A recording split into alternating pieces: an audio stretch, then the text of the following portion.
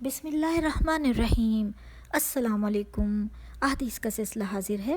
آئیے پہلے قرآن پاک کی ایک آیت کا ترجمہ جانتے ہیں۔ سورہ بقرہ آیت نمبر 286۔ اللہ کسی شخص کو اس کی طاقت سے زیادہ تکلیف نہیں دیتا۔ اچھے کام کرے گا تو اس کو اس کا فائدہ ملے گا، برے کرے گا تو نقصان اٹھائے گا۔ اے پروردگار، اگر ہم سے بھول یا چوک ہو جائے تو ہم سے مواخذہ نہ کرنا۔ اے پروردگار، ہم پر ایسا بوجھ نہ ڈالنا جیسا تو نے ہم سے پہلے لوگوں پر ڈالا تھا۔ اے پروردگار، ہم پر وہ بوجھ نہ ڈال جس کو سہنے کی ہم میں طاقت نہ ہو، اور ہمیں معاف فرما دے اور بخش دے۔ کتاب المرضی کے ساتھ میں آپ کے لیے احادیث لے کر آئی ہوں۔ پہلی حدیث ہم جانتے ہیں اس میں سے کہ کون سی ہے اور اس میں ہمارے لیے کیا ہے۔ حضرت ابو ہریرہ رضی اللہ عنہ تعالیٰ سے روایت ہے کہ حضرت صلی اللہ علیہ وسلم نے فرمایا، اللہ تعالیٰ جس کے ساتھ خیر و بھلائی کرنا چاہتا ہے اسے بیماری کی تکالیف اور دیگر مصیبتوں میں مبتلا کر دیتا ہے۔ اس حدیث سے ہمیں معلوم ہوا کہ اللہ تعالیٰ جس کسی کے ساتھ بھلائی چاہے تو اسے بیماری یا دیگر تکالیف میں مبتلا کر دیتا ہے۔ آئیے اگلی حدیث کی طرف چلتے ہیں۔ حضرت عبداللہ بن مسعود رضی اللہ عنہ تعالیٰ سے روایت ہے کہ میں رسول صلی اللہ علیہ وسلم کی خدمت میں آیا اور آپ کے پاس مرض کے زمانے میں حاضر ہوا۔ حضرت صلی اللہ علیہ وسلم اس وقت بڑے تیز بخار میں تھے۔ میں نے عرض کیا، حضرت صلی اللہ علیہ وسلم کو بڑا تیز بخار ہے۔ میں نے یہ بھی کہا کہ بخار حضرت صلی اللہ علیہ وسلم کو اس لیے اتنا تیز ہے کہ آپ کا ثواب بھی 2 گنا زیادہ ہے۔ آپ نے فرمایا کہ ہاں، جو مسلمان کسی بھی تکلیف میں گرفتار ہوتا ہے تو اللہ تعالیٰ اس کی وجہ سے اس کے گناہ اس طرح جھاڑ دیتا ہے جیسے درخت کے پتے جھڑ جاتے ہیں۔ تو اس حدیث سے ہمیں معلوم ہوا کہ جب کوئی مسلمان کسی تکلیف میں، کسی بیماری میں مبتلا ہوتا ہے تو اللہ تعالیٰ اس کے گناہوں کو اس طرح معاف فرما دیتا ہے جس طرح درخت کے پتے جھڑ جاتے ہیں۔ آئیے اگلی حدیث کی طرف چلتے ہیں۔ حضرت عائشہ رضی اللہ عنہ تعالیٰ سے روایت ہے کہ رسول صلی اللہ علیہ وسلم جب کسی مریض کے پاس تشریف لے جاتے یا کوئی مریض آپ کے پاس لایا جاتا تو آپ یہ دعا فرماتے، اے پروردگار، لوگوں کی بیماریوں کو دور کر دے۔ اے انسانوں کے پالنے والے، شفا عطا فرما، تو ہی شفا دینے والا ہے، تیری شفا کے سوا اور کوئی شفا نہیں۔ ایسی شفا دے جس میں مرض بالکل باقی نہ رہے۔ تو یہ آپ نے حدیث جانی۔ اس میں ہمیں معلوم ہوا کہ حضرت محمد صلی اللہ علیہ وسلم مریض کی شفا یابی کے لیے کس طرح دعا فرمایا کرتے تھے۔ آئیے اگلی حدیث کی طرف چلتے ہیں۔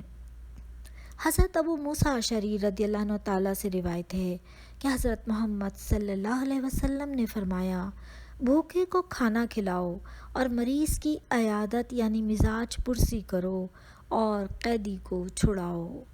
معلوم ہوا کہ بھوکے کو کھانا کھلانا، مریض کی عیادت کرنا اور قیدی کو چھڑانا، ان کی کیا فضیلت ہے۔ اگلی حدیث جانتے ہیں اور دیکھتے ہیں اس میں ہمارے لیے کیا ہے۔ حضرت عائشہ رضی اللہ عنہ تعالیٰ سے روایت ہے، انہوں نے بیان فرمایا کہ میں نے مرض وفات کی تکلیف رسول صلی اللہ علیہ وسلم سے زیادہ اور کسی میں نہیں دیکھی۔ یعنی حضرت عائشہ رضی اللہ عنہ تعالیٰ نے حضرت محمد صلی اللہ علیہ وسلم کی وفات کے وقت کی تکلیف کا ذکر فرمایا کہ انہوں نے یہ تکلیف کسی اور میں حضرت محمد صلی اللہ علیہ وسلم سے زیادہ نہیں دیکھی۔ اگلی حدیث جانتے ہیں۔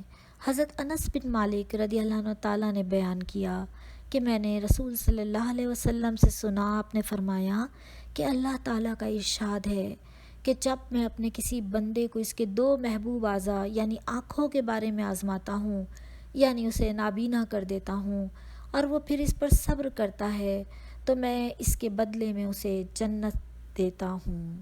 معلوم ہوا کہ اللہ تعالیٰ جس کی آنکھیں لے لے اور جس کو نابینا کر دے تو اس کے بدلے میں اللہ تعالیٰ جب وہ شخص اس پر صبر کرے تو اللہ اسے جنت سے نوازتا ہے۔ آئیے اب ہم اس وقت کی آخری حدیث کی طرف چلتے ہیں۔ حضرت ابن عباس رضی اللہ عنہ تعالیٰ سے روایت ہے کہ نبی کریم صلی اللہ علیہ وسلم کی خدمت میں ایک سیاہ عورت آئی اور کہا کہ مجھے مرگی کا دورہ آتا ہے اور اس کی وجہ سے میرا سطر کھل جاتا ہے، میرے لیے اللہ سے دعا کر دیجئے۔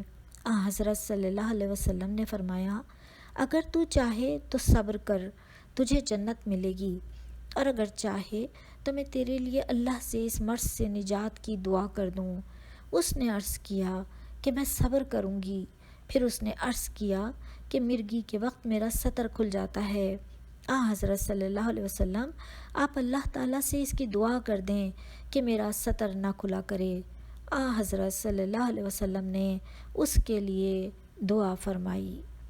تو ہمیں معلوم ہو سکا کہ جو عورت آپ صلی اللہ علیہ وسلم کے پاس آئی تھی اور اس پہ مرگی کے دورے کے وقت سطر کھل جایا کرتا تھا، تو وہ اپنی مرگی سے دورے کی نجات کی دعا کے لیے آئی تھی، لیکن حضور صلی اللہ علیہ وسلم نے جب اسے بتایا کہ اس کے بدلے اس کے عوض اسے جنت ملے گی، تو اس نے کہا کہ تو پھر میں صبر کروں گی، بس آپ میرے لیے یہ دعا کر دیں کہ میرا سطر اس دورے کے وقت نہ کھلا کرے۔